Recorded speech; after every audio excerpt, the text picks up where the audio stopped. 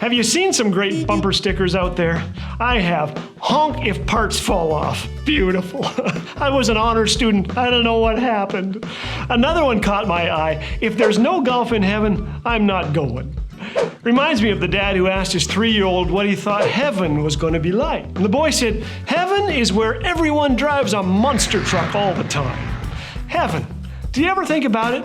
I was golfing with a pastor, and the subject shifted from triple bogeys to duffs to shanks to suddenly, out of nowhere, heaven. He asked me, do you think there will be golf in heaven? Now, I was lining up an 8-foot putt at the time, and the question did little to aid my concentration. The easiest shot in golf, as you know, though, is the 4th putt. So after I finally sunk the ball into the hole, I told him about the angel who suddenly appeared to a guy who was golfing at Pebble Beach. The angel said, I can answer any question you want. Go ahead, ask. The man thought a moment, and he said, are there golf courses in heaven? The angel smiled and he replied, do you want the good news or the bad news first? Well, the guy shrugged and asked for the good news. The angel got this faraway look in his eyes and he said, heaven. The golf courses are so beautiful, I can scarcely describe them. There's no cost to play. You have your choice of clubs. The carts are provided free of charge. You'll never lose your golf ball. They miraculously jump from the rough and float on water.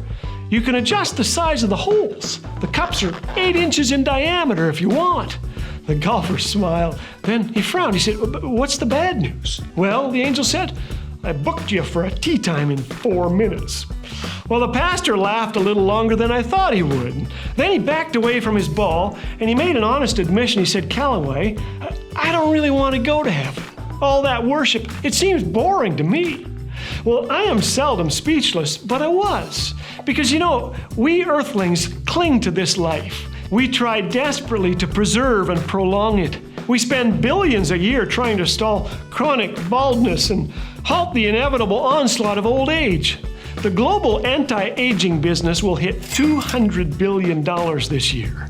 And I get it. When I was 21, I didn't want Jesus to come back until I was married. A few times after marriage, I prayed that he would. But would we really choose a place that reeks of terrorism and entropy, of disaster and divorce and disease, of school shootings and suffering over the paradise God is preparing?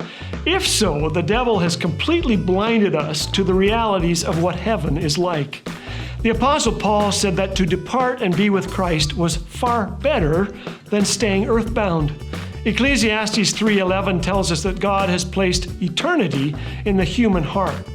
We have within us hopes, needs, and longings that not even the best marriage, the best worship service, the best root beer float, the best golf course can satisfy. C.S. Lewis said, if I find in myself a desire which no experience in this world can satisfy, the most probable explanation is that I was made for another world.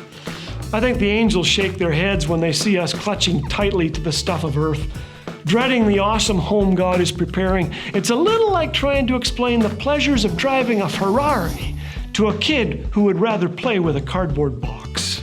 We live life to the full, remembering that this life is a dress rehearsal for the real thing. To live is Christ, to die is gain. What comes next is a life beyond imagining. Is there golf in heaven? I don't know. I hope so. I hope there's hockey too. Why not? I'm going to have my teeth back. I think there's going to be chocolate flavors we have yet to sample and colors we have yet to see. I hope my dog Mojo will be there. The Bible says there will be animals, so why not dogs? Cats? Well, the verdict still isn't in. But all this will take a back seat when we finally meet the one who loves us most and knows our every longing. Life with him is going to be out of this world.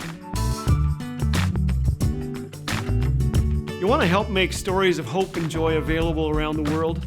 Make sure to hit that subscribe button and like this video today. Thanks.